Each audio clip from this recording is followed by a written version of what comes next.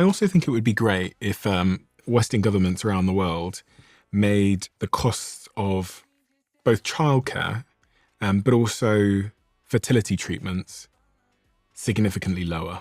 And they will, of course. You know, I had a couple of conversations on this podcast with very successful women, including Ronda Rousey, who was in tears because she was on I think her fifth or sixth round of IVF treatments, and she just found out just before she walked into the studio that it hadn't gone well.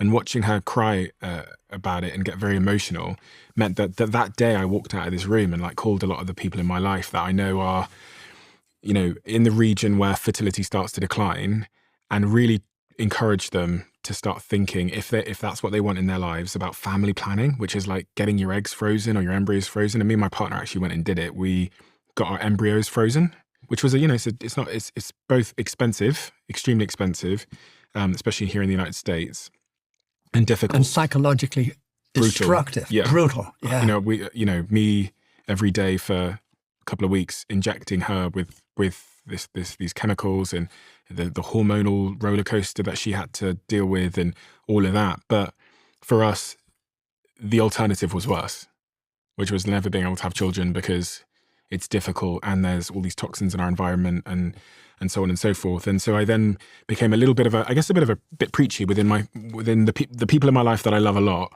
about family planning, because we kind of all thought we could just think about it later. We're all kind of 35 and we thought, yeah, we'll think about that later. But it turns out not to be the case for many people.